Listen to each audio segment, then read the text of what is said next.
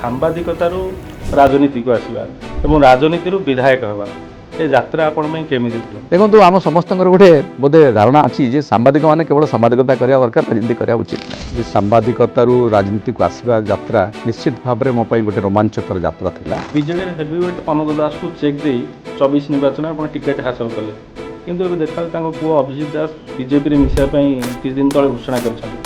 ଆପଣ ତାଙ୍କର ପକେଟ୍ ଭୋଟ୍ଟାକୁ ହାସଲ କରିବା ପାଇଁ କେତେ ଦୂର ସକ୍ଷମ ହେବେ? ତେଣୁ ଯେଉଁ ଭୋଟ୍ କଥା ଆପଣ କହୁଛନ୍ତି ତାହା ବିଜୁ ଜନତା ଦଳର ଥିଲା ଏବଂ ନବୀନ ବାବୁଙ୍କର ପ୍ରତି ଥିବା ଆକର୍ଷଣ ସେ ଭୋଟ୍ ଥିଲା ଯେ ଲୋକଙ୍କର ଭଲ ପାଇବା ବିଜୁ ଜନତା ଦଳ ଅଛି। ହୁଏତ ମୋତେ ତାଙ୍କ ମୁହଁ ବା ମୋର ଲୋକପ୍ରିୟତା କି ମୋର ଲୋକଙ୍କୁ ଆକର୍ଷଣ କରିବାର କ୍ଷମତା ତାଙ୍କୁ ଭଲ ଲାଗିଥିବ, ସେମାନେ ସର୍ଭେ କରିଥିଲେ ମୁଁ ଯାହା ଶୁଣିଥିଲି। ଏବଂ ମୁଁ ଯେହେତୁ ଦଳ ପାଇଁ କାମ କରୁଥିଲି, ଦଳରେ ଯୋଗ ଦେଇଥିଲି, ଦଳ ପାଇଁ କାମ କରୁଥିଲି ଏବଂ ମୋର ଗୋଟେ ପଲିଟିକାଲ ବ୍ୟାକଗ୍ରାଉଣ୍ଡ ଥିଲା, ଏ ସବୁ କଥାକୁ ଆଧାର କରିକି ଟିକେ ଯେଉଁ ପୁଅ ଆଜି ଅନ୍ୟ ଦଳକୁ ଯିବା ପାଇଁକି ଘୋଷଣା କରିଛନ୍ତି ଅଭିଜିତ ବାବୁ, ତାଙ୍କ ପାଖକୁ ଯାଇଥିଲି ଏବଂ ସେମାନେ ବରଂ ସେ ନିଜ ଆଡ଼ୁ ପ୍ରତ୍ୟାଖ୍ୟାନ କରିଥିଲେ ବା ମୋତେ ଅନନ୍ତ ବାବୁଙ୍କ ସହିତ ଦେଖା ମଧ୍ୟ କରାଇଥିଲେ। ତେଣୁ ମୁଁ ଭଗ୍ନ ମନ ଭିତରେ ଫେରିଥିଲି, ବାରମ୍ବାର ଯାଇଥିଲି ଇଲେକ୍ସନ୍ ସମୟରେ 2 ଥର ମୁଁ ତାଙ୍କ ଘରକୁ ଯାଇଛି ଏବଂ ଅନୁରୋଧ ମଧ୍ୟ କରିଛି, ବିଭିନ୍ନ ମାଧ୍ୟମରେ ମଧ୍ୟ ଅନୁରୋଧ କରିଛି, ସିଧାସଳଖ ମଧ୍ୟ ଅନୁରୋଧ କରିଛି। ମୁଁ ଖାଲି ନୁହେଁ, ମୋ ଦଳର ତୁଙ୍ଗ ନେତା ଆମର ପ୍ରଣବ ପ୍ରକାଶ ଦାସ ମଧ୍ୟ ତାଙ୍କୁ ଅନୁରୋଧ କରିଛନ୍ତି, ଅନ୍ୟମାନେ ମଧ୍ୟ ଅନୁରୋଧ କରିଛନ୍ତି, କିନ୍ତୁ ସେ ଅନୁରୋଧ ତେଣୁ ସେ ବିଜେପିକୁ ଯୋଡ଼ି ଯାଇଛନ୍ତି, ଆମେ ତାଙ୍କୁ ଯାହାର ଇଚ୍ଛା ଅଛି ଯେଉଁ ଦଳକୁ ଯାଇଛନ୍ତି। ଆଉ ମୁଁ ତାଙ୍କୁ ଏଥିପାଇଁ ଶୁଭେଚ୍ଛା ଜଣାଉଛି, ତାଙ୍କ ବାପା ବହୁତ ଦିନ ରାଜନୀତି କରିଛନ୍ତି, କିନ୍ତୁ ଗୋଟିଏ କଥା ମୋ ମନରେ କ୍ଷୋଭ ଅଛି, ଭଲ ହେଇଥାନ୍ତା ଯଦି ସେ ବାପାଙ୍କ ଦଳରେ ରାଜନୀତି କରିଥାନ୍ତି। ମୁଁ ଆଜି ବିଧାୟକ ହେଇଛି, କାଲି ମୁଁ ଯେ ବିଧାୟକ ହେବି ବା ମୋତେ ଦଳ ସୁବିଧାର ଟିକେଟ୍ ଦେବ ତାର ତ କିଛି ମାନେ ନାହିଁ। ଆମେ ଦେଖିବା ଗତ ନିର୍ବାଚନରେ କଂଗ୍ରେସ ଜଣେ ପ୍ରାର୍ଥୀ ଉଠିଲେ ଯିଏ ସାମ୍ବାଦିକ ଥିଲେ, ସାମ୍ବାଦିକ ସାଧାରଣ ଲଢ଼େଇ ପୁଣି ରାଜନୀତି ମଇଦାନରେ ତାକୁ ଆପଣ କେମିତି ଦେଖିଥିଲେ ଏବଂ କେମିତି ଚେକ୍ ଦେବାକୁ ଆପଣ ସମର୍ଥ ହେଲେ? କଲମ ଧରୁଥିବା ଲୋକ ଯଦି ରାଜନୀତି ମଇଦାନକୁ ନେଇଲା କେବେ କେମିତି ଥିଲା ସେ ଲଢ଼େଇ? ନମସ୍କାର, ରାଜନୀତି ଚର୍ଚ୍ଚାକୁ ସ୍ୱାଗତ କରୁଛି, ମୁଁ ଆଶୁତୋଷ ଦାସ।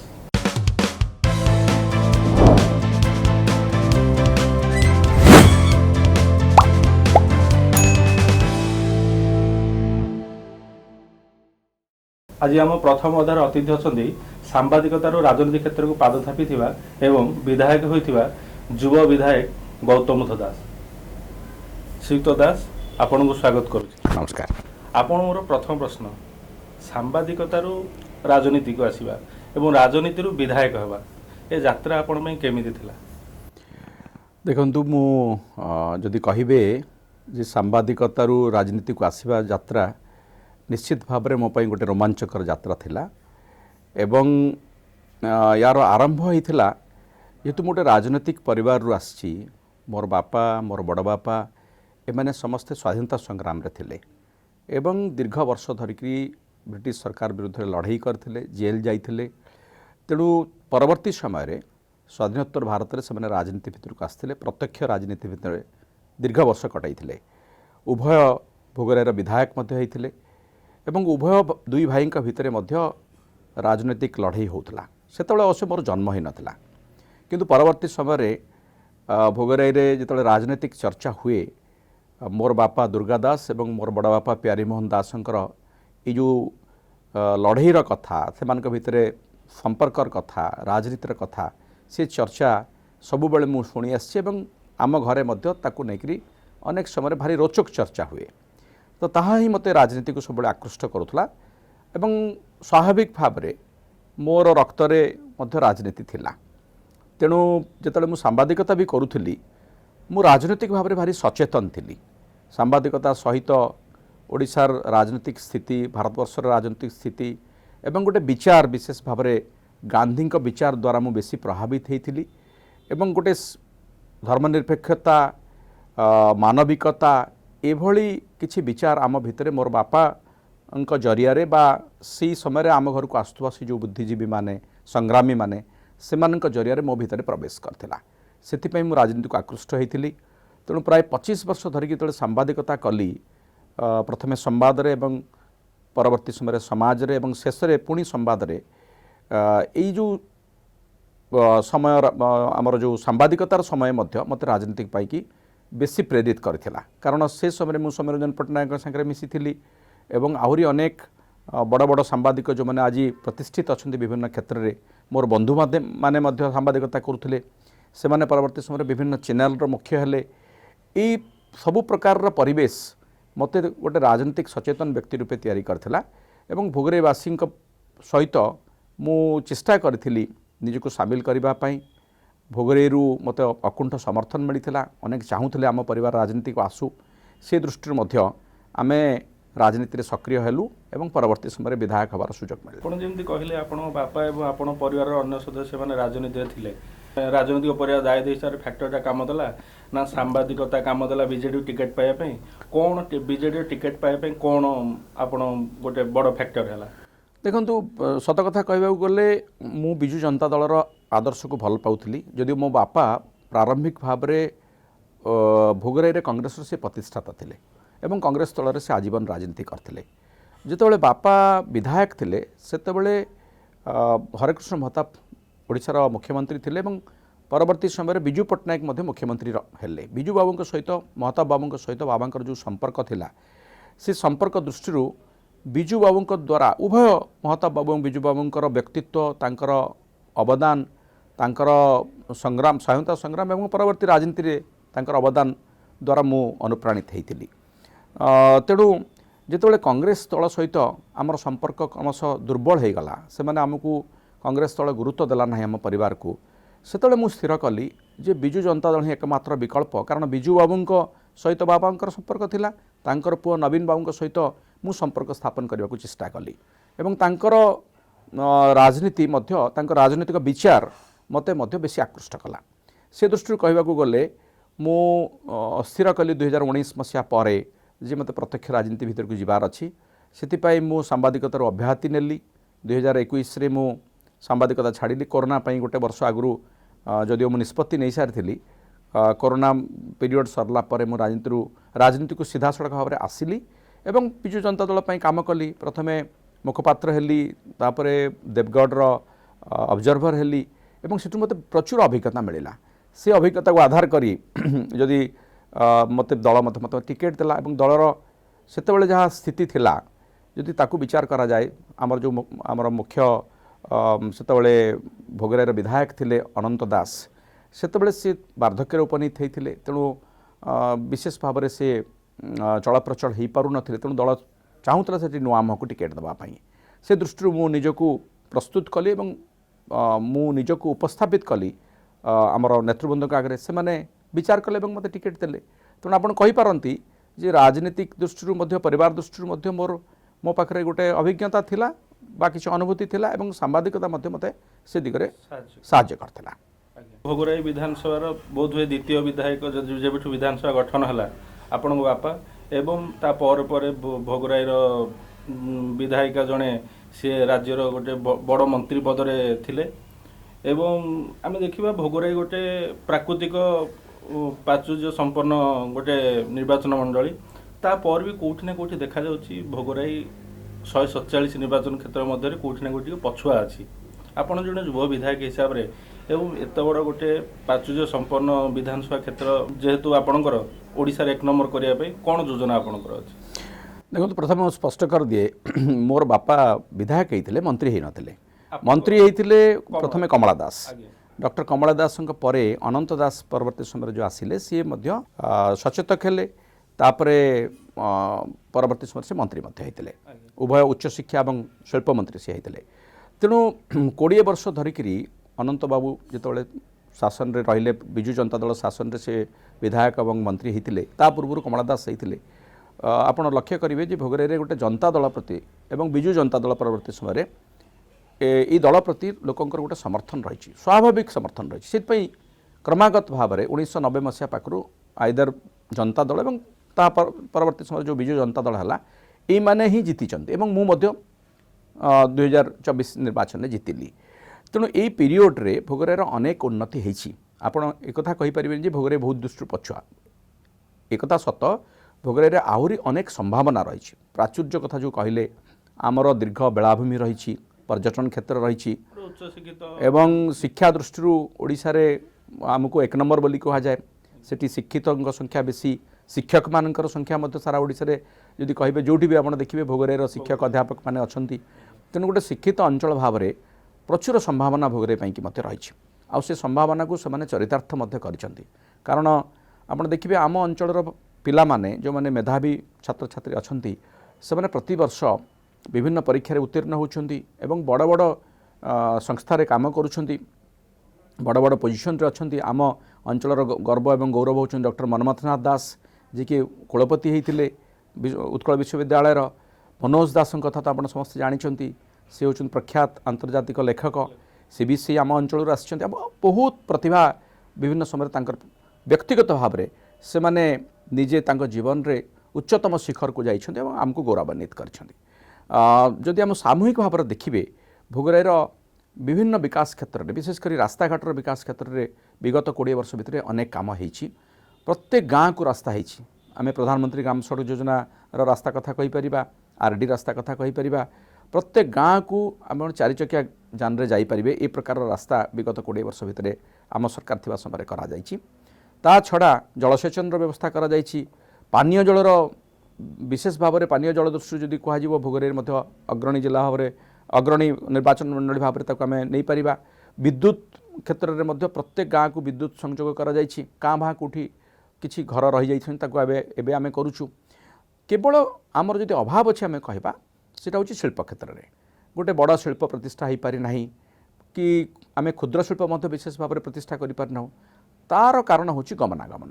ଭୋଗରାଇ ଗୋଟେ ଉପାନ୍ତ ଜିଲ୍ଲା ଭାବରେ ଆପଣମାନେ ସମସ୍ତେ ଜାଣିଛନ୍ତି ସେଟା ରହିଛି, ୱେଷ୍ଟବେଙ୍ଗଲକୁ ଲାଗିକି ରହିଛି।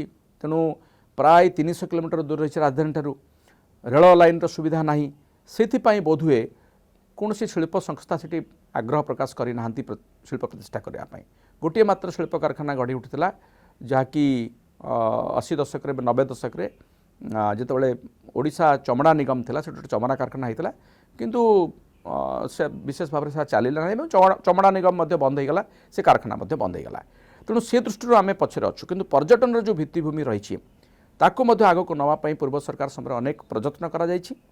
କିଛି କାମ ହେଇଛି, କିଛି କାମ ହେବାକୁ ବାକି ଅଛି। ଯେମିତି ଆପଣ ତାଳସାରୀ କଥା କୁହନ୍ତୁ, ତାଳସାରୀ ବେଳାଭୂମି, ଉଦୟପୁର ବେଳାଭୂମି, ଇଏ ହେଉଛି ଖାଲି ଓଡ଼ିଶାର ନୁହେଁ ଆମ ଦେଶର କି ବିଶ୍ୱର ଶ୍ରେଷ୍ଠ ବେଳାଭୂମି ଭିତରୁ ଏ ବେଳାଭୂମିମାନେ ଆସିବେ। ନାଲି କଙ୍କଡ଼ାର ଯେଉଁ ସୌନ୍ଦର୍ଯ୍ୟ ଉପଭୋଗ କରିବା ପାଇଁ କି ହଜାର ହଜାର ପର୍ଯ୍ୟଟକ ତାଳସାରୀ ଉଦୟପୁରକୁ ଆସନ୍ତି। ୱେଷ୍ଟବେଙ୍ଗଲରୁ ତ ସବୁଦିନ ଆସନ୍ତି। ତେଣୁ ତାକୁ ତାର ଉନ୍ନତିକରଣ କରିବା ପାଇଁ, ତାର ସୌନ୍ଦର୍ଯ୍ୟକରଣ କରିବା ପାଇଁ ପୂର୍ବ ସରକାର ସମୟରେ ତାଳସାରୀ ଏବଂ ଆମର ଉଦୟପୁର ଭିତରେ ଗୋଟେ ମେରାଇନ୍ ଡ୍ରାଇଭ୍ର ପରିକଳ୍ପନା କରାଯାଇଥିଲା। ତାର 95% କାମ ମଧ୍ୟ ପୂର୍ବ ସରକାର ସମୟରେ ଶେଷ ହୋଇଛି। ଯେଉଁ 5% କାମ ବାକି ରହିଛି ତାର ଇଲେକ୍ଟ୍ରିଫିକେସନ୍, ସେଠି ଟଏଲେଟ୍ ତିଆରି କରିବା, ଗାଡ଼ି ପାର୍କିଂର ବ୍ୟବସ୍ଥା କରିବା ଏବଂ ପର୍ଯ୍ୟଟକମାନଙ୍କୁ ସୁବ୍ୟବସ୍ଥିତ ଭାବରେ ଆଣିବା, ଏସବୁ କାମ ପାଇଁ ପ୍ରତିବନ୍ଧକ ସାଜିଛି ଜଙ୍ଗଲ ବିଭାଗ। କାରଣ ଜଙ୍ଗଲ ପରିବେଶ ବିଭାଗ ଅନୁମତି ଦେଉନାହିଁ। ବର୍ତ୍ତମାନ ନୂଆ ନୂଆ ନିୟମ ସବୁ ଆସିଛି। CRF ଜୋନ୍ କୁହାଯାଉଛି, CRZ ଜୋନ୍ କୁହାଯାଉଛି, PRF ଜୋନ୍ କୁହାଯାଉଛି। ଏସବୁ ଜୋନ୍ରୁ ଅନୁମତି ମିଳିବା ପାଇଁକି ଜଙ୍ଗଲ ବିଭାଗ ସହିତ ଆମେ ବି ସମ୍ପର୍କରେ ଅଛୁ। ପୂର୍ବ ସରକାର ସମୟରେ ସେ କଥା ଆରମ୍ଭ ହୋଇଥିଲା।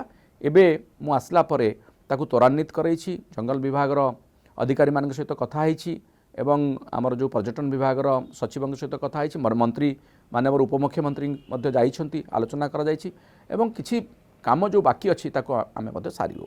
ସେହିପରି ବିଚିତ୍ରପୁର ଇକୋ ଟୁରିଜିମ୍ କଥା କୁହନ୍ତୁ, ଆମ ସରକାର ସମୟରେ ସେ ତାକୁ ମଧ୍ୟ ବିଶେଷ ଭାବରେ ତାହା ଆଦୃତି ଲାଭ କରିଛି। ଆଜି ମଧ୍ୟ ଟୁରିଜିମ୍ କଥା କହିଲେ ଲୋକ ଦୀଘାକୁ ଆସୁଥିବା ପର୍ଯ୍ୟଟକମାନେ ନିଶ୍ଚିତ ଭାବରେ ତାଳସାରୀ ଆସୁଛନ୍ତି, ଉଦୟପୁର ଆସୁଛନ୍ତି, ବିଚିତ୍ରପୁର ଯାଉଛନ୍ତି, ଭୂଷଣ୍ଡେଶ୍ୱର ମହାଦେବ ଯେଉଁ ରହିଛନ୍ତି ବିଶ୍ୱର ବୃହତ୍ତମ ଶିବଲିଙ୍ଗ ସେଠି ଦେଖିବାକୁ ଯାଉଛନ୍ତି। ତାର ବିକାଶ ପାଇଁକି ମଧ୍ୟ ଆମେ ନିରନ୍ତର ଉଦ୍ୟମ ଜାରି ରଖିଛୁ। ଆପଣଙ୍କ ଅଞ୍ଚଳରୁ ଅନନ୍ତ ଦାସ ହୁଅନ୍ତୁ, କମଳା ଦାସ ହୁଅନ୍ତୁ ସଚେତକ ମନ୍ତ୍ରୀ, ସେମାନଙ୍କ ସମୟରେ ହେଇଥିଲା। ପୂର୍ବ ସରକାର ଆପଣଙ୍କ ସରକାର ଯେତେବେଳେ ଥିଲା ସେଇଥିଲା। କିନ୍ତୁ ସ୍ପଷ୍ଟ ଭାବେ କହିବେ ଆପଣ କ'ଣ ଗୋଟେ ବ୍ଲୁ ପ୍ରିଣ୍ଟ ରଖିଛନ୍ତି ଆପଣ ନିର୍ବାଚନ ଜନସାଧାରଣ ପାଇଁ ଗୋଟେ ସ୍ପଷ୍ଟ ଆପଣ ଗୋଟେ ବାର୍ତ୍ତା ଦେବେ? ଦେଖନ୍ତୁ, ମୁଁ ଯେମିତି କହିଲି ଯେ ପର୍ଯ୍ୟଟନର ଯେଉଁ ସମ୍ଭାର ଭୋଗରାଇରେ ରହିଛି, ବାବା ଚନ୍ଦନେଶ୍ୱର, ବାବା ଭୂଷଣ୍ଡେଶ୍ୱରଙ୍କର ପୀଠ ରହିଛି। ବାବା ଚନ୍ଦନେଶ୍ୱର ଆପଣ ଜାଣିଛନ୍ତି ସେ ସମଗ୍ର ଉତ୍ତର ଓଡ଼ିଶାରେ ସବୁଠାରୁ ଯଦି ଚଳଚଞ୍ଚଳ ଶୈବପୀଠ କାହାକୁ କୁହାଯିବ ସେ ହେଉଛନ୍ତି ବାବା ଚନ୍ଦନେଶ୍ୱର, ଯେଉଁଠିକି ରାଜ୍ୟ ବାହାରୁ ମଧ୍ୟ ପର୍ଯ୍ୟଟକମାନେ ଆସନ୍ତି। ବାବା ଭୂଷଣ୍ଡେଶ୍ୱରଙ୍କ ପୀଠର ବିକାଶ କରିବା ପାଇଁକି ଦୀର୍ଘ ବର୍ଷର ଯେଉଁ ଉଦ୍ୟମ ହେଉଛି, ଯଦି ଆପଣ ମୋତେ ପଚାରିବେ ଆମର ବିଶେଷ ଭାବରେ ଆମେ ଯେଉଁ ଆଶା ଆଉ ଆକାଂକ୍ଷା ରଖିଛୁ ତାହା ହେଉଛି ବାବା ଭୂଷଣ୍ଡେଶ୍ୱର ପୀଠକୁ ଆମେ ଓଡ଼ିଶାର ଗୋଟେ ଶ୍ରେଷ୍ଠ ପର୍ଯ୍ୟଟନସ୍ଥଳୀରେ ପରିଣତ କରିବା ପାଇଁ ଚିନ୍ତା କରୁଛୁ ଏବଂ ଏଥିପାଇଁ ଗୋଟେ ବଡ଼ ଭବ୍ୟ ମନ୍ଦିରର ଆବଶ୍ୟକତା ରହିଛି। ସେ ମନ୍ଦିରକୁ ନିର୍ମାଣ କରିବା ପାଇଁ ବିଗତ ସରକାର ସମୟରେ ମଧ୍ୟ ପ୍ରୟାସ ହୋଇଥିଲା, କିନ୍ତୁ ସରକାରୀ ନୀତି ନିୟମ ଅନୁସାରେ गोटे नूतन मंदिर को सरकार अर्थ दे पारिबे नाही ताकू आमको अर्थ जोगाड़ करने को पड़ो पब्लिक कंट्रीब्यूशन रे मंदिर तैयारी करने को पड़ो जोटा कि पूर्व सरकार समय आरंभ होईछि एवं 60 फुट तलू 60टी खंब विशिष्ट गोटे मंदिर निर्माण प्रक्रिया जारी रही सेतबेले जो आमर पद्मश्री रघुनाथ महापात्र आसीथिले अनंत दास थिबा समय तांको आनिकरी तार डिजाइन करथिले एवं सेही डिजाइन अनुसार ही आमे से मंदिर निर्माण करूछु एवं ता सहित सबुठु सुखर कथा हला मु आसिला परे आमे मु माननीय उपमुख्यमंत्री निकट दाबी करथिली विधानसभा रे मध्य दाबी करथिली बारंबार चिठी लिखिथिली जहा फल रे माननीय उपमुख्यमंत्री बर्तमान 10 कोटी टंकार पेरिफेरी डेवलपमेंट पाइकरी अर्थ एबे घोषणा करिसंती एवं खूब शीघ्रता मंजूर होइकरी आसीबो जहा फल रे आमे मूल मंदिर से अर्थ रे तैयारी न करि पारले मध्य आउ जो अन्यान्य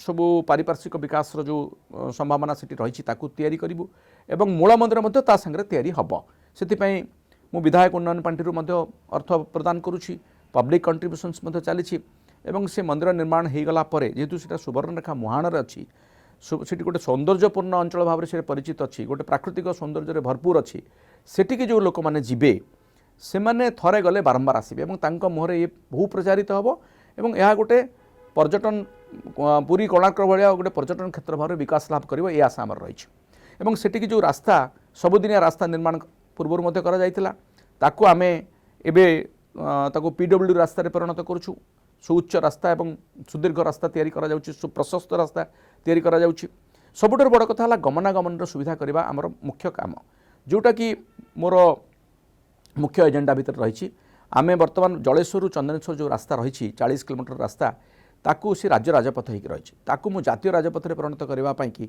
सरकार को निवेदन करी दाबी रखी माननीय निर्माण मंत्री पाखे ये कथा रहा परे से मध्य ताकू 4 लेन विशिष्ट रास्ता करने जो मोर दाबी थिला ताकू से ग्रहण करिसेंती एवं सेंट्रल रोड इंफ्रास्ट्रक्चर फंड को तार मंजूरी पाई पठाइथिले एवं सुखर कथा होची से मंजूरी मध्य हमको मिल जाइछि तेणु खूब शीघ्र तार डीपीआर प्रस्तुत होगा और जलेश्वर चंदनेश्वर भितर जब रास्ता आम 4 लेन विशिष्ट करदे पारिबा आहरी अधिक पर्यटक आसबे मुख्य कथा होची जदि गमनागमन आपण भल करेंगे लोके जदि अध घंटे भितर जलेश्वर जाकि सेठी पहुँची पारिबे एवं आउ घंटा भितर फेरी आसी पारिबे ताले बहुत लोक सेठी जीवाई चाहिए ता छड़ा रेलपथर कथा रही जलेश्वर रु दीघा गोटे रेलपथ करने कि पूर्व बहुत पूर्व प्राय 30 वर्ष धरिकी से योजना होची किंतु हो पारु नाही केंद्र सरकार कौन असुविधा होची मु जाननी बारंबार से विषय आम दाबी करिछु किंतु नुआ ई सरकार आसला परे से माने दीघा को न करिकी चंदनेश्वर जलेश्वर रेलपथ करने कि घोषणा करिसेंती तार सर्भे मध्य आरंभ होईछि ताकू कोनोसी ना कोनोसी कारणरू से सर्भे को जदि आमे ठीक भाव में करवा जो गोटे पूर्व हो पार नथला एवं शीघ्र तार अर्थ सैंक्शन हो पार मंजूर हो पार रेलपथ निर्माण हो पार जमी अधिग्रहण करके रेलपथ निर्माण हो पार सी आहरी बेसी से संभावना को तैयारी कर पार तेणु ताहा आम एजेंडा रही ता छड़ा भोगराई को तालसारी एवं उदयपुर विकास विचित्रपुर रे इको टूरिज्म को आहरी अधिक लोकप्रिय करने से क्लस्टर ऑफ होटेल्स करने की योजना रही से विषय में पर्यटन विभाग सहित बारंबार आलोचना होती तार गोटे ब्लू प्रिंट तैयारी ये हूँ आम पर्यटन बाबद में मुझे कहली एवं मु निवेदन करी सरकार को आपण जरिया करी जे आमको आमर जो शिक्षित युवक माने जो मैंने राज्य बाहर को काम करने जाऊँगी से इठी आम विशेष किसी सुविधा दे पारूँ से शिल्पर आवश्यकता रही क्षुद्र शिल्पर बृहत शिल्प ठूँ आरंभ कर क्षुद्र शिल्प जदि आम प्रतिष्ठा करें जेहेतु सुवर्णरेखा बंदर निर्माण करने गोटे प्रस्ताव रही दिगरे कार्य चलती सुवर्णरेखार आरपटे हम चौमुखे से बस्ता निर्वाचन मंडली अंतर्गत आसूची सीटा हो पारे आम भोगराई निर्वाचन मंडलीर जो शिक्षित बेकार युवक युवती मैंने अच्छा गोटे निजुक्ति संभावना आम सृष्टि कर आम एजेंडा रही ता छड़ा रास्ता घाट पानी ये सबूर विकास होगा आगक करने आम उद्यम भी करुँ सफल बीजेडी हेवीवेट अनंत दास को चेक दे 24 निर्वाचन आप टिकेट हासिल कले किंतु एबे देखा पुओ अभिजीत दास बीजेपी रे मिसिया किछ दिन तले घोषणा कर पकेट भोट टाक हासिल करने केते दूर सक्षम हे ना आपन केते कष्ट हो निर्वाचन देखंतु आप जो कथा कहले बीजेडी रो हेवीवेट अनंत दास को चेक दे मु टिकेट हासिल करछे से कथा आदौ नुह अनंत दास जड़े अविसंवादित भाव में से जड़े जननेता थिले तांकर नहले ताकू 4 थर भोगरेवासी जितई न थांते नवीन बाबूंकर आशीर्वाद रे नवीन बाबूंकर मध्य भोगरे प्रति विशेष आकर्षण थिला बारंबार से जाइछन्ते तालसारी महोत्सव को ଏବଂ ଅନନ୍ତ ଦାସଙ୍କୁ ମଧ୍ୟ ସେ ଆଶୀର୍ବାଦ କରିଛନ୍ତି ଏବଂ ଭୋଗରାଇବାସୀ ମଧ୍ୟ ଅନୁରୂପ ଭାବରେ ନବୀନ ବାବୁଙ୍କୁ ଏବଂ ଅନନ୍ତ ବାବୁଙ୍କୁ ଆଶୀର୍ବାଦ କରିଛନ୍ତି। ତେଣୁ ଯେଉଁ ଭୋଟ୍ କଥା ଆପଣ କହୁଛନ୍ତି ତାହା ବିଜୁ ଜନତା ଦଳର ଥିଲା ଏବଂ ନବୀନ ବାବୁଙ୍କର ପ୍ରତି ଥିବା ଆକର୍ଷଣ ଦୃଷ୍ଟିରୁ ସେ ଭୋଟ୍ ଥିଲା। ଅନନ୍ତ ଦାସଙ୍କ ପାଇଁ ମଧ୍ୟ ଲୋକଙ୍କର ଆକର୍ଷଣ ଥିଲା। ତେଣୁ ଏ ସବୁ ମିଶିକରି ଆମେ ଅନନ୍ତ ଦାସଙ୍କ ପୂର୍ବରୁ ମଧ୍ୟ କମଳା ଦାସ ଜିତୁଥିଲେ ମୁଁ ଆପଣଙ୍କୁ କହିଲି। ତେଣୁ ତା ପୂର୍ବରୁ ମଧ୍ୟ 3 ଥର କ୍ରମାଗତ ଭାବରେ ବିଜୁ ଜନତା ଦଳ ବା ଜନତା ଦଳର କ୍ୟାଣ୍ଡିଡେଟ୍ ହିସାବରେ ସେ ଜିତୁଥିଲେ। ତେଣୁ ଆରମ୍ଭରୁ ଆଜିକୁ 35 ବର୍ଷ 36 ବର୍ଷ ଧରିକିରି ଭୋଗରାଇରେ ଅନ୍ୟ କୌଣସି ଦଳ ଜିତି ନାହାନ୍ତି। ଇଏ କ'ଣ ପ୍ରତିପାଦିତ କରୁଛି ଯେ ଲୋକଙ୍କର ଭଲ ପାଇବା ବିଜୁ ଜନତା ଦଳ ପ୍ରତି ଅଛି। ତ ସେଇ ଭଲ ପାଇବାକୁ ଆଧାର କରିକି ଅନନ୍ତବାବୁ 4 ଥର ବିଧାୟକ ହେଲା ପରେ ଯେତେବେଳେ ତାଙ୍କର ବୟସାଧିକ୍ୟ ହେଲା 80ରୁ ଅଧିକ ବୟସ ହୋଇଗଲା ଏବଂ ସିଏ ଅସୁସ୍ଥ ହୋଇ ପଡ଼ିଲେ ଶେଷ ଟର୍ମରେ। ସେ ବହୁତ କାମିକା ବିଧାୟକ, ବହୁତ କାମ କରିବା ପାଇଁ କି କର୍ମଠ ଭାବରେ ତାଙ୍କର ଗୋଟେ ବଡ଼ ପରିଚୟ ରହିଛି ଏବଂ ନିଷ୍ଠାପର ଭାବରେ କାମ କରିଛନ୍ତି। ଯେତେବେଳେ ସେ ଅସୁସ୍ଥ ହୋଇ ପଡ଼ିଲେ ଦଳ ନୂଆ କ୍ୟାଣ୍ଡିଡେଟ୍ ଖୋଜିଲା ଏବଂ ସେ ନୂଆ କ୍ୟାଣ୍ଡିଡେଟ୍ ଖୋଜା ଭିତରେ ହୁଏତ ମୋତେ ତାଙ୍କ ମୁହଁ ବା ମୋର ଲୋକପ୍ରିୟତା କି ମୋର ଲୋକଙ୍କୁ ଆକର୍ଷଣ କରିବାର କ୍ଷମତା ତାଙ୍କୁ ଭଲ ଲାଗିଥିବ। ସେମାନେ ସର୍ଭେ କରିଥିଲେ ମୁଁ ଯାହା ଶୁଣିଥିଲି ଏବଂ ମୁଁ ଯେହେତୁ ଦଳ ପାଇଁ କାମ କରୁଥିଲି, ଦଳରେ ଯୋଗ ଦେଇଥିଲି, ଦଳ ପାଇଁ କାମ କରୁଥିଲି ଏବଂ ମୋର ଗୋଟେ ପଲିଟିକାଲ ବ୍ୟାକଗ୍ରାଉଣ୍ଡ ଥିଲା, ଏ ସବୁ କଥାକୁ ଆଧାର କରିକି ସେ ମୋତେ ଟିକେଟ୍ ଦେଲେ ଏବଂ ମୁଁ ଟିକେଟ୍ ପାଇଲା ପରେ ମୁଁ ଅପ୍ରିୟ ହେଲେ ବି ଗୋଟେ କଥା କହିବାକୁ ଚାହିଁବି, ଅନନ୍ତ ବାବୁଙ୍କ ପରିବାରକୁ ମୁଁ ଅନୁରୋଧ କରିଥିଲି ଯେ ମୋତେ ଆପଣ ସାହାଯ୍ୟ କରନ୍ତୁ, କାରଣ ଆପଣମାନେ ନେତୃତ୍ୱ ନେଇଛନ୍ତି ଏତେ ବର୍ଷ ଧରିକିରି। ମୁଁ ତ ଦଳ ମୋତେ ଟିକେଟ୍ ଦେଇଛି, ମୁଁ ଆପଣଙ୍କ ପାଖକୁ ଆସିଛି, ଆପଣ ମୋତେ ସାହାଯ୍ୟ କରନ୍ତୁ। ଅନନ୍ତ ବାବୁ ସେତେବେଳେ ଚଳପ୍ରଚଳ ଥିବା ଅବସ୍ଥାରେ ନଥିଲେ ବା ସେ ସଚେତନ ମଧ୍ୟ ନଥିଲେ, ଠିକ୍ ଭାବରେ କଥା ମଧ୍ୟ କହିପାରୁନଥିଲେ, କଥା ମଧ୍ୟ ବୁଝିପାରୁନଥିଲେ। ମୁଁ ତାଙ୍କର ପୁଅମାନଙ୍କ ପାଖକୁ ଯାଇଥିଲି, ଯେଉଁ ପୁଅ ଆଜି ଅନ୍ୟ ଦଳକୁ ଯିବା ପାଇଁକିରି ଘୋଷଣା କରିଛନ୍ତି ଅଭିଜିତ ବାବୁ, ତାଙ୍କ ପାଖକୁ ବି ଯାଇଥିଲି ଏବଂ ସେମାନେ ବରଂ ସେ ନିଜ ଆଡ଼ୁ ପ୍ରତ୍ୟାଖ୍ୟାନ କରିଥିଲେ ବା ମୋତେ ଅନନ୍ତ ବାବୁଙ୍କ ସହିତ ଦେଖା ମଧ୍ୟ କରାଇ ଦେଇନଥିଲେ। ତେଣୁ ମୁଁ ଭଗ୍ନ ମନୋରଥରେ ଫେରିଥିଲି, ବାରମ୍ବାର ଯାଇଥିଲି। ଇଲେକ୍ସନ୍ ସମୟରେ 2 ଥର ମୁଁ ତାଙ୍କ ଘରକୁ ଯାଇଛି ଏବଂ ଅନୁରୋଧ ମଧ୍ୟ କରିଛି, ବିଭିନ୍ନ ମାଧ୍ୟମରେ ମଧ୍ୟ ଅନୁରୋଧ କରିଛି, ସିଧାସଳଖ ମଧ୍ୟ ଅନୁରୋଧ କରିଛି। ମୁଁ ଖାଲି ନୁହେଁ, ମୋ ଦଳର ତୁଙ୍ଗ ନେତା ଆମର ପ୍ରଣବ ପ୍ରକାଶ ଦାସ ମଧ୍ୟ ତାଙ୍କୁ ଅନୁରୋଧ କରିଛନ୍ତି, ଅନ୍ୟମାନେ ମଧ୍ୟ ଅନୁରୋଧ କରିଛନ୍ତି, କିନ୍ତୁ ସେ ଅନୁରୋଧ ରକ୍ଷା କରିନାହାନ୍ତି। ତେଣୁ ସିଏ ବିଜେଡ଼ିରୁ ଦୂରେଇ ଯାଇଛନ୍ତି, ଆମେ ତାଙ୍କୁ ଦୂରେଇ ନାହୁଁ। ଏବଂ ଏକଥା ମଧ୍ୟ ଶୁଣାଯାଏ ଯେ ନିର୍ବାଚନରେ ସେ ତ ମୋତେ ସାହାଯ୍ୟ କରିନାହାନ୍ତି, ବରଂ ତାଙ୍କ ଅନନ୍ତ ବାବୁଙ୍କ ପରିବାର ଅନ୍ୟମାନଙ୍କୁ ଅନ୍ୟ ମୋର ମୋ ବିରୁଦ୍ଧରେ ଯେଉଁ କ୍ୟାଣ୍ଡିଡେଟ୍ ହେଇଥିଲେ ତାଙ୍କୁ ପରୋକ୍ଷରେ ସାହାଯ୍ୟ କରିଛନ୍ତି, ଏକଥା ମଧ୍ୟ ଶୁଣାଯାଏ। ସମସ୍ତେ ଜାଣିଛନ୍ତି ଭୋଗରାଇ ସେ ବିଷୟରେ। ତେଣୁ ମୁଁ ସେ ଦିଗକୁ ଯିବି ନାହିଁ। ନିର୍ବାଚନରେ ଟିକେଟ୍ ନ ପାଇଲେ ସେ ଯେଉଁଭଳି ଭାବରେ ପ୍ରତିକ୍ରିୟା ଆସେ ସେ ତ ଆମେ ସମସ୍ତେ ଦେଖିଛୁ। ସେ ସିଧାସଳଖ ବିରୋଧ ନ କଲେ ମଧ୍ୟ ପରୋକ୍ଷରେ ବିରୋଧ କରିଥାଇ ପାରନ୍ତି ବୋଲି ଲୋକ କହନ୍ତି। ମୁଁ ସେ ବିଷୟରେ କେବେ ଅନୁସନ୍ଧାନ କରି ନାହିଁ, କରିବାକୁ ଚାହେଁ ମଧ୍ୟ ନାହିଁ। ତେଣୁ ଯାହା ଏତେ କଥା କଲା ପରେ ମଧ୍ୟ ଲୋକ ଯଦି ମୋତେ ଆଶୀର୍ବାଦ କରିଛନ୍ତି ବା ବିଜୁ ଜନତା ଦଳକୁ ଜିତେଇଛନ୍ତି, ଏଭଳି ଗୋଟେ ସିନାରିଓରେ ଯେତେବେଳେ କି ଓଡ଼ିଶାରେ ବିଜୁ ଜନତା ଦଳ ସରକାର ଆସିପାରୁନାହିଁ, ସେତେବେଳେ ଭୋଗରାଇରେ ଆଉ ଥରେ ଜିତେଇଛନ୍ତି, ତାର ଅର୍ଥ ହେଉଛି ଭୋଗରାଇରେ ବିଜୁ ଜନତା ଦଳ ପ୍ରତି ଅକୁଣ୍ଠ ସମର୍ଥନ ରହିଛି। ଆଉ ସେ ସମର୍ଥନ ଆଜି ମଧ୍ୟ ଅଛି। ସିଏ ତାଙ୍କର ପଲିଟିକାଲ କ୍ୟାରିୟର କରିବା ପାଇଁକି ବିଜେପିକୁ ବାଛିଛନ୍ତି। ବିଜେପି ବ୍ୟତୀତ ତାଙ୍କ ପାଖରେ ଆଉ କିଛି ବିକଳ୍ପ ନାହିଁ, ସେ ଯାହା କହିଛନ୍ତି। ଏବଂ ସେ ଆଜି ନୁହେଁ, ସେ ନିଜେ ତାଙ୍କ ବୟାନରେ କହିଛନ୍ତି ଯେ ବର୍ଷାଧିକ କାଳ ସେ ମାନ୍ୟବର ସାଂସଦ ଯିଏ ଅଛନ୍ତି ବିଜେପିର ପ୍ରତାପ ଷଡ଼ଙ୍ଗୀଙ୍କର ତାଙ୍କର ଗାଇଡେନ୍ସରେ କାମ କରୁଛନ୍ତି। ତାର ଅର୍ଥ କ'ଣ, ସେ ବିଜେପି ପାଇଁ କାମ କରୁଛନ୍ତି। ତେଣୁ ସେ ଔପଚାରିକ ଭାବରେ କେବଳ ଯୋଗ ଦେବେ, ଅନୌପଚାରିକ ଭାବରେ ଆଗରୁ ଯୋଗ ଦେଇସାରିଛନ୍ତି। ତେଣୁ ତାଙ୍କ ନେଇକି ମୋର କିଛି କରିବାର ନାହିଁ। ମୁଁ ତାଙ୍କୁ ଶୁଭେଚ୍ଛା ଜଣାଉଛି, ଅଭିନନ୍ଦନ ଜଣାଉଛି। ସେ ଆସନ୍ତୁ, ଆମେ ମିଶିକିରି ଭୋଗରାଇର ଉନ୍ନତି ପାଇଁ କାମ କରିବା। ସେ ଗୋଟେ ଦଳରେ କରିବେ, ମୁଁ ଗୋଟେ ଦଳରେ କାମ କରିବା। ଆମ ଭିତରେ ମଧ୍ୟ ସୌହାର୍ଦ୍ଦ୍ୟପୂର୍ଣ୍ଣ ସମ୍ପର୍କ ଅଛି। ଗତକାଲି ମଧ୍ୟ ସେ ମୋତେ ଫୋନ୍ କରିଥିଲେ, ତାଙ୍କ ବାପାଙ୍କର ପ୍ରଥମ ଶ୍ରାଦ୍ଧବାର୍ଷିକୀ ପାଇଁ ନିମନ୍ତ୍ରଣ ମଧ୍ୟ କରିଛନ୍ତି। ମୁଁ ମଧ୍ୟ ଯଥା ସମୟରେ ଯିବି। ଏସବୁ ଭୋଗରାଇରେ ଚାଲେ। ଆମେ ପରସ୍ପର ଭିତରେ ସୌହାର୍ଦ୍ଦ୍ୟପୂର୍ଣ୍ଣ ସମ୍ପର୍କ ରଖୁ, କିନ୍ତୁ ରାଜନୈତିକ କ୍ଷେତ୍ରରେ ଯିଏ ଯାହାର ଇଚ୍ଛା ଅଛି ଯେଉଁ ଦଳକୁ ଯାଇପାରିବେ। ଆଉ ମୁଁ ତାଙ୍କୁ ଏଥିପାଇଁ ଶୁଭେଚ୍ଛା ଜଣାଉଛି, ତାଙ୍କ ବାପା ବହୁତ ଦିନ ଧରି ରାଜନୀତି କରିଛନ୍ତି, କିନ୍ତୁ ଗୋଟିଏ କଥା ମୋ ମନରେ କ୍ଷୋଭ ଅଛି, ଭଲ ହେଇଥାନ୍ତା ଯଦି ସେ ବାପାଙ୍କ ଦଳରେ ରାଜନୀତି କରିଥାନ୍ତେ। ମୁଁ ସମ୍ପୂର୍ଣ୍ଣ ଭାବରେ ଓପନ୍ ଅଛି, ଆଜି ମଧ୍ୟ ଓପନ୍ ଅଛି, ସେ ଆସନ୍ତୁ। ମୁଁ ଆଜି ବିଧାୟକ ହେଇଛି, କାଲି ମୁଁ ଯେ ବିଧାୟକ ହେବି ବା ମୋତେ ଦଳ ସବୁଦିନ ଟିକେଟ୍ ଦେବ ତାର ତ କିଛି ମାନେ ନାହିଁ। ଦଳ ଯାହାକୁ ଯୋଗ୍ୟ ଭାବେ ଦେବ, ତ ଗୋଟିଏ ଦଳରେ କ'ଣ ଆମେ ମିଶିକି କାମ କରିପାରିବା ନାହିଁ? କିନ୍ତୁ ସିଏ ତାଙ୍କର ବାଟ ବାଛିଛନ୍ତି, ତେଣୁ ସିଏ ତାଙ୍କୁ ମୁଁ ଶୁଭେଚ୍ଛା ଜଣାଉଛି। କିନ୍ତୁ ମୋର ବିଶ୍ୱାସ ଅଛି, ଯେଉଁ ବ୍ୟକ୍ତିମାନେ, ଯେଉଁ ଆମର ଭୋଗରାଇବାସୀ ଯେଉଁମାନେ ଅନନ୍ତ ବାବୁଙ୍କୁ ସମର୍ଥନ କରୁଥିଲେ, ତା ପୂର୍ବରୁ କମଳା ଦାସଙ୍କୁ ସମର୍ଥନ କରୁଥିଲେ, ନବୀନ ବାବୁଙ୍କୁ ସମର୍ଥନ କରୁଥିଲେ ଏବଂ ମୋତେ କରିଛନ୍ତି, ସେମାନେ କେବେ ହେଲେ ବିଜୁ ଜନତା ଦଳ ଛାଡ଼ିକି ଯିବେ ନାହିଁ। ବିଜୁ ଜନତା ଦଳ ପ୍ରତି ତାଙ୍କ ସମର୍ଥନ ଅକ୍ଷୁଣ୍ଣ ରହିବ। ମୁଁ ଥାଏ କି ନଥାଏ, ଆଉ କିଏ ଥାଉ କି ନଥାଉ, ବିଜୁ ଜନତା ଦଳ ପ୍ରତି ତାଙ୍କର ଯେଉଁ ସମର୍ଥନ ରହିଛି ସେ ସମର୍ଥନ ଅକ୍ଷୁଣ୍ଣ ରହିବ। ଆମେ ଦେଖିବା ଗତ ନିର୍ବାଚନରେ କଂଗ୍ରେସରୁ ଜଣେ ପ୍ରାର୍ଥୀ ହୋଇଥିଲେ ଯିଏକି ସାମ୍ବାଦିକ ଥିଲେ। ସାମ୍ବାଦିକଙ୍କର ଲଢ଼େଇ ପୁଣି ରାଜନୀତି ମଇଦାନରେ ଆକୁ ଆପଣ କେମିତି ଦେଖିଥିଲେ ଏବଂ କେମିତି ଚେକ୍ ଦେବାକୁ ଆପଣ ସମର୍ଥ ହେଲେ? କଲମ ଧରୁଥିବା ଲୋକ ଯେବେ ରାଜନୀତି ମଇଦାନକୁ ଓହ୍ଲେଇଲା କେମିତି ଥିଲା ସେ ଲଢ଼େଇ? ଦେଖନ୍ତୁ, ଆମ ସମସ୍ତଙ୍କର ଗୋଟେ ବୋଧେ ଧାରଣା ଅଛି ଯେ ସାମ୍ବାଦିକମାନେ କେବଳ ସାମ୍ବାଦିକତା କରିବା ଦରକାର, ରାଜନୀତି କରିବା ଉଚିତ ନୁହେଁ। ଓଡ଼ିଶାର ଇତିହାସକୁ ଯଦି ଆପଣ ଦେଖିବେ, ଅଧିକାଂଶ ସାମ୍ବାଦିକମାନେ ରାଜନୀତି କରିଛନ୍ତି ଏବଂ ରାଜନୀତି କ୍ଷେତ୍ରରେ ବହୁ ଉଚ୍ଚକୁ ଯାଇଛନ୍ତି। ହରେକୃଷ୍ଣ ମହତାବ କ'ଣ ଥିଲେ? ସେ ସ୍ୱାଧୀନତା ସଂଗ୍ରାମୀ ଥିଲେ ଏବଂ ଖବରକାଗଜ ବାହାର କରିକି ସାମ୍ବାଦିକତା ପ୍ରଜାତନ୍ତ୍ର ବାହାର କଲେ। ସାମ୍ବାଦିକତାରେ କେତେ ଲୋକଙ୍କୁ ସାମ୍ବାଦିକ ସେ କରିଛନ୍ତି। ଡକ୍ଟର ରାଧାନାଥ ରଥଙ୍କ କଥା ଚିନ୍ତା କରନ୍ତୁ, ସେ ବି ଓଡ଼ିଶାର ମନ୍ତ୍ରୀ ହେଇଛନ୍ତି। ଗୋପବନ୍ଧୁ ଦାସଙ୍କ କଥା ଚିନ୍ତା କରନ୍ତୁ, ସମାଜକୁ ସେ ସିନା ପ୍ରତ୍ୟକ୍ଷରେ ନିର୍ବାଚନ ଲଢ଼ି ନାହାନ୍ତି କିନ୍ତୁ ସେ ରାଜନୀତି ଆରମ୍ଭ ସେ କରିଛନ୍ତି। ଏପଟେ ସମାଜର ପ୍ରତିଷ୍ଠା କରିଛନ୍ତି, ସେପଟେ ସାମ୍ବାଦିକତା କରିଛନ୍ତି, କ'ଣ ନ କରିଛନ୍ତି ସବୁ କଥା କରିଛନ୍ତି। ଯେ ବନବିଦ୍ୟାଳୟ ପ୍ରତିଷ୍ଠା କରିଛନ୍ତି, ପୁଣି ରାଜନୀତି ବି କରିଛନ୍ତି। ତାପରେ ଆପଣ ଜାନକୀ ବଲ୍ଲଭ ପଟ୍ଟନାୟକଙ୍କ ପାଖକୁ ଆସନ୍ତୁ, ସେ ବି ସାମ୍ବାଦିକ ଥିଲେ, ପ୍ରଜାତନ୍ତ୍ରରେ ସାମ୍ବାଦିକ ଥିଲେ ଏବଂ ଏଡିଟର ଥିଲେ ଏବଂ ପରବର୍ତ୍ତୀ ସମୟରେ ରାଜନୀତି କଲେ। ତା ଛଡ଼ା ଆମ ଏଇ ପିଢ଼ିରେ ଯଦି ଆପଣ ଦେଖିବେ, ଅତନୁ ସବ୍ୟସାଚୀ ନାୟକଙ୍କୁ ଆପଣ ଦେଖିଛନ୍ତି, ରାଜନୀତି ସାମ୍ବାଦିକତାରୁ ରାଜନୀତିକୁ ଆସିଛନ୍ତି ଏବଂ ଆହୁରି ଅନେକ ବନ୍ଧୁମାନେ ସାମ୍ବାଦିକତାରୁ ରାଜନୀତିକୁ ଆସିକି ସଫଳ ମଧ୍ୟ ହେଇଛନ୍ତି।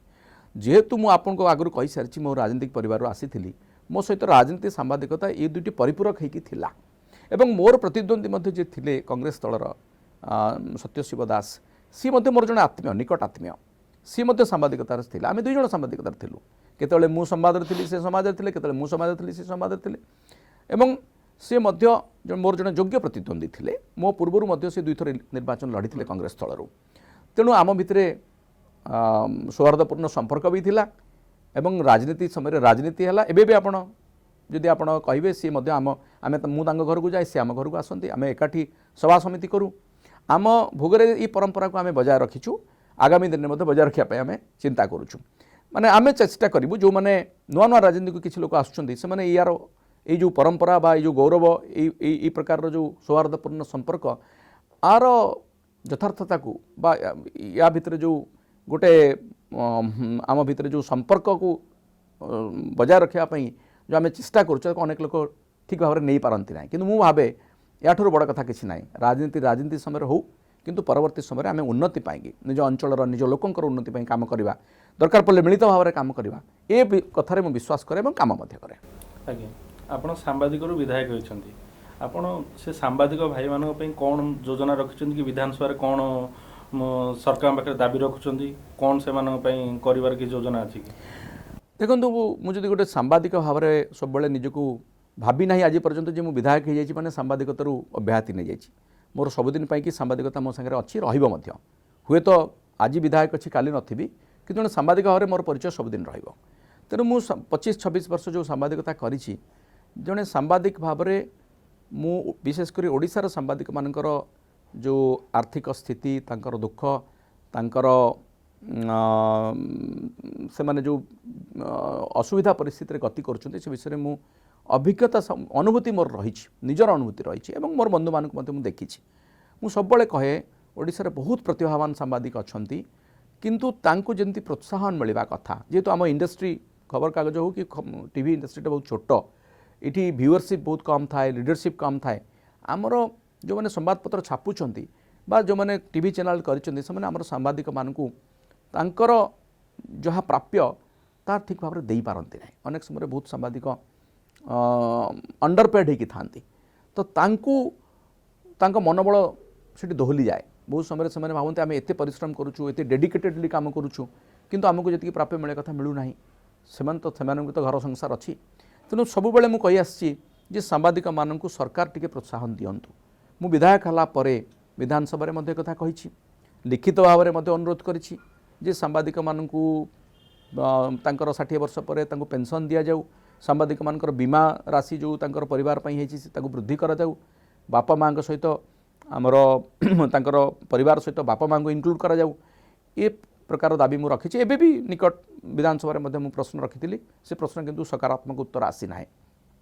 ତେଣୁ ମୁଁ ଯେତେ ଦିନ ପର୍ଯ୍ୟନ୍ତ ବିଧାୟକ ଥିବି, ବିଧାନସଭା ଅଧିବେଶନରେ ଏବଂ ଅଧିବେଶନ ବାହାରେ ମଧ୍ୟ ମୁଁ ଯଦି କିଛି କରିପାରିଲି ସାମ୍ବାଦିକମାନଙ୍କ ପାଇଁ, ମୋର ଭାଇ ଭଉଣୀମାନଙ୍କ ପାଇଁ, ତାହେଲେ ମୁଁ ନିଶ୍ଚିତ ଭାବରେ ନିଜକୁ ଧନ୍ୟ ମନେ କରିବି। ମୁଁ ଆଶା କରିବି ସରକାର, ଯିଏ ବି ସରକାର ଥାଆନ୍ତୁ ନା କାହିଁକି, ଆଜି ଏ ସରକାର ଅଛନ୍ତି, କାଲି ଆଉ ଗୋଟେ ସରକାର ଆସିବ, ଯିଏ ବି ଆସନ୍ତୁ ନା କାହିଁକି, ସାମ୍ବାଦିକମାନଙ୍କର ସୁରକ୍ଷା ପାଇଁକି ସାମ୍ବାଦିକମାନଙ୍କୁ ତାଙ୍କର ଆର୍ଥିକ ସୁରକ୍ଷା ପାଇଁକି ଏବଂ ସେମାନଙ୍କୁ ସମାଜରେ ଗୋଟେ ପ୍ରତିଷ୍ଠା ଦେବା ପାଇଁକି ସରକାରଙ୍କ ତରଫରୁ ଯାହା ହେବା କଥା ଯାହା ଅନ୍ୟ ରାଜ୍ୟମାନଙ୍କର ହେଇଛି ତାହା କରାଯାଉ ଏ ଦିଗରେ ନିଶ୍ଚିତ ଭାବରେ ନିରନ୍ତର ପ୍ରୟାସ ଜାରି ରଖିବା। ଆଜିର ଅଧ୍ୟାୟ ସାରିବା ପୂର୍ବରୁ ଗୋଟେ କଥା ପଚାରିବି, ବିଜେଡ଼ିର ଭବିଷ୍ୟତ କ'ଣ ଏବଂ ବିଜେଡ଼ିକୁ ଆଗାମୀ ଦିନ ଆପଣ କେମିତି ଦେଖନ୍ତି, ଆପଣ ଦୃଷ୍ଟିଭଙ୍ଗୀ କ'ଣ ବିଜେଡ଼ି? ବହୁତ ଭଲ ପ୍ରଶ୍ନଟେ ପଚାରିଲେ, ଏଇଟା ବହୁତ ଆଗରୁ ପଚାରିବାର ଆବଶ୍ୟକ ଥିଲା। ମୁଁ କହିବି ବିଜେଡ଼ିର ଭବିଷ୍ୟତ ଅତ୍ୟନ୍ତ ଉଜ୍ଜଳ। ବିଜେଡ଼ି ହେଉଛି ଗୋଟେ ଆଞ୍ଚଳିକ ଦଳ। ବିଜୁ ଜନତା ଦଳ ଯେତେବେଳେ ଗଠନ ହୋଇଥିଲା ଲୋକ ଦୀର୍ଘ ବର୍ଷ ଧରି କଂଗ୍ରେସର ଶାସନକୁ ଦେଖିଥିଲେ ଏବଂ ସେମାନେ ସେ ଶାସନରେ ଅତିଷ୍ଠ ହୋଇଯାଇଥିଲେ। ସେମାନେ ଚାହୁଁଥିଲେ ଗୋଟେ ନୂଆ ଦଳ ଆସୁ ଏବଂ ଓଡ଼ିଶାର ଲୋକଙ୍କ କଥା ଚିନ୍ତା କରିବା, ଓଡ଼ିଶାର ସ୍ୱାର୍ଥ କଥା ଚିନ୍ତା କରିବା, ଓଡ଼ିଶାବାସୀଙ୍କ ପାଇଁ ଆଗ ଭାବିବ। ଆପଣ କଂଗ୍ରେସ ଦଳ କଥା କୁହନ୍ତୁ କି ଭାରତୀୟ ଜନତା ପାର୍ଟି କଥା କୁହନ୍ତୁ, ଏମାନେ ଜାତୀୟ ଦଳ ଭାବରେ ଆପଣ ଦେଖୁଛନ୍ତି ଆଜି ବି ଯେ ସେମାନେ ଚାହୁଁଛନ୍ତି ଲୋକଙ୍କ ପାଇଁ ଓଡ଼ିଶା ପାଇଁ କାମ କରିବା ପାଇଁ, କିନ୍ତୁ କେନ୍ଦ୍ରରେ ଥିବା ତାଙ୍କ ଦଳ ତାଙ୍କୁ ସେଇଟା କରାଇ ଦେଉନାହିଁ।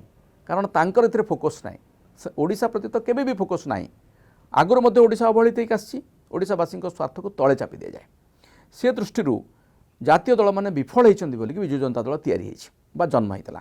ଆଉ ବିଜୁବାବୁଙ୍କ ନାଁରେ ଯେଉଁ ଦଳ ଜନ୍ମ ହୋଇଛି, ଯେଉଁ ବିଜୁବାବୁ ଓଡ଼ିଶାକୁ ପରିଚୟ ଦେଇଛନ୍ତି, ଓଡ଼ିଶାକୁ ଗୌରବ ଆଣି ଦେଇଛନ୍ତି, ଯେଉଁ ଓଡ଼ିଶାବାସୀ ବିଜୁବାବୁଙ୍କ ନାଁ କହିକିରି ଛାତି ଫୁଲେଇକି ଚାଲେ, ସେ ଦଳ ଆଜି ଗୋଟିଏ ନିର୍ବାଚନ ହାରିଯାଇଛି ବୋଲିକି ତାକୁ ନେଇକି ଯେଉଁମାନେ ଭବିଷ୍ୟବାଣୀ କରୁଛନ୍ତି ବିଜେଡ଼ି ଭାଙ୍ଗିଯିବ, ବିଜେଡ଼ି ରହିବ ନାହିଁ, ମୁଁ ଭାବୁଛି ସେମାନେ ଆଇଦର ସେମାନଙ୍କ ଭିତରେ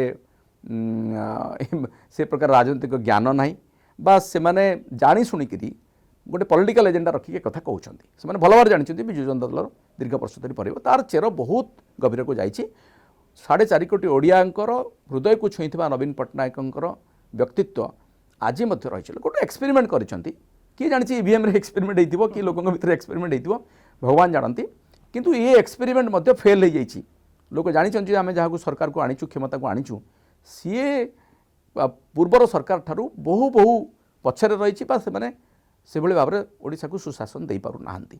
ତେଣୁ ବିଜୁ ଜନତା ଦଳକୁ ସେମାନେ ଲୋଡ଼ୁଛନ୍ତି, ଖୋଜୁଛନ୍ତି, ବିଶେଷ କରି ନବୀନ ବାବୁଙ୍କ ନେତୃତ୍ୱକୁ ଆଉ ଥରେ ଝୁରି ହେଉଛନ୍ତି।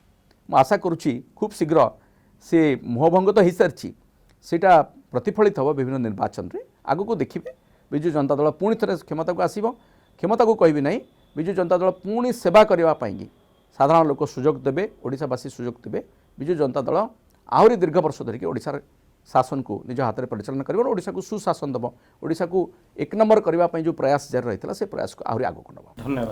ଆପଣମାନେ ଦେଖୁଥିଲେ ଭୋଗରାଇର ବିଧାୟକ ଗୌତମ ଦାସ, ଯିଏ ଭୋଗରାଇ ପ୍ରତି ଯାହା ଭିଜନ ଅଛି ଏବଂ ସାମ୍ବାଦିକ ପ୍ରତି କ'ଣ ଭିଜନ ଅଛି ତାହା ଆମକୁ ଦର୍ଶାଉଥିଲେ। ଦେଖା ହେବ ଆଉ ଏକ ଏପିସୋଡ଼ରେ। ନମସ୍କାର।